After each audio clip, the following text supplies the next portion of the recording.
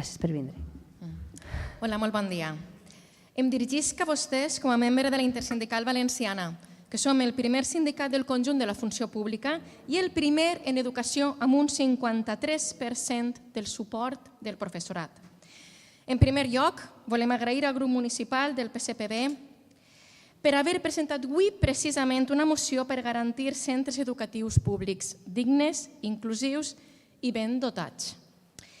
I diem precisament avui perquè ara mateixa, encara ara mateixa, els carrers del centre de la nostra ciutat de València estan pleníssims de docents, lluitant pels nostres drets i per l'escola pública en una vaga convocada per 4 dels 5 sindicats de la Mesa Sectorial d'Educació i que porta com a reivindicacions tots els punts que es detallen en aquesta moció.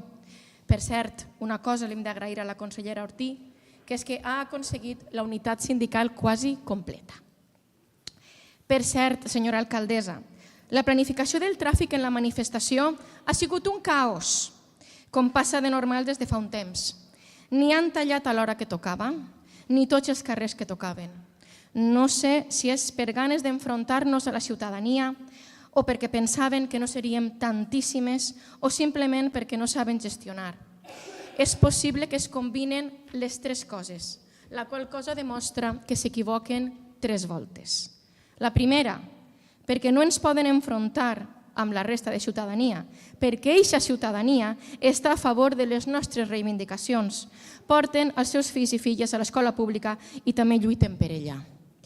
Segona equivocació, no calculaven que fórem tantíssimes perquè viuen en una realitat paral·lela, molt lluny de les preocupacions de la societat que defensa els seus serveis públics.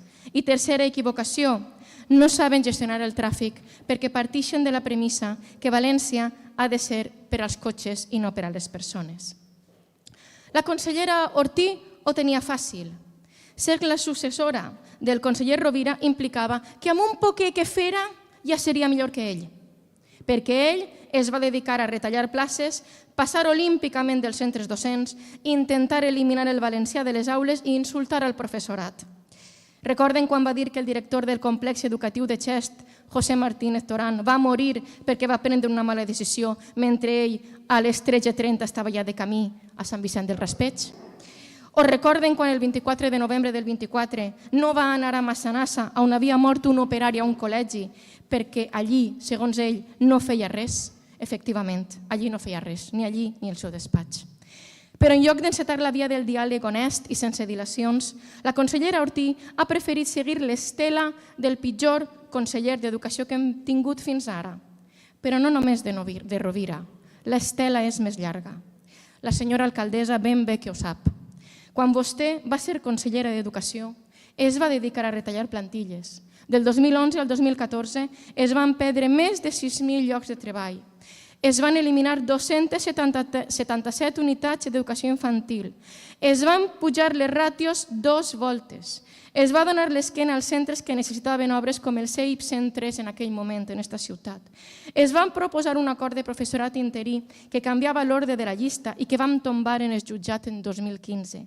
Es va fer la vida impossible a comunitats educatives de la nostra ciutat, com la del CEIP Ramiro Jover, el Sara Fernández, el Lluís Guarner, el Pare Català, el Sector Aéreo, el Santiago Apóstol, el Ballester Fandos. La llista és llarguíssima. Tot això per suposat mentre s'afavoria la concertada amb iniciatives com el Districte Únic, que ara ha retornat com les ombreres i que ha promocionat les desigualtats entre els nostres barris. Tant en la vaga com la moció reclamem dotació suficient i estable de professorat. Als centres públics no sobra ningú. Agilitzar i millorar la inversió en infraestructures educatives, tant en reformes com en obra nova. I la titularitat dels centres d'infantil i primària és d'aquest Ajuntament. Volem reforçar les polítiques de convivència, salut emocional i coeducació per solucionar els problemes reals i perquè la igualtat torni a les aules. Però, clar, el peatge que té el PP amb Vox pareix que té més valor que els drets humans. I també per obrir un procés de negociació real i immediat per millorar les condicions laborals del personal docent, de suport educatiu i d'administració i serveis. La vaga d'avui és històrica. No hi ha dades de seguiment iguals des de la gran vaga estatal de 1987 i 88, que precisament es va fer a un ministre socialista. Ho dic per contradir la intoxicació permanent en la que viu la dreta. No fem vagues només quan governen vostès.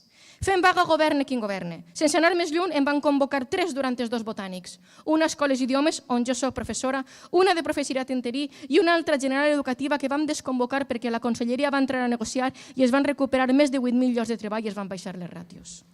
Tot fa indicar que els 2 partits del govern de la ciutat, PP i Vox i Tanque, no votaran a favor d'esta moció. Això és coherent amb la senda de destrucció de serveis públics per la que transiten vostès. Ens tenen en la diana, tant a l'escola pública com a les persones que ens l'estimem. Però front a les seues retallades i menyspreus, la comunitat educativa continuarà caminant amb pas decidit, ferm i valent. Moltes gràcies. Gràcies.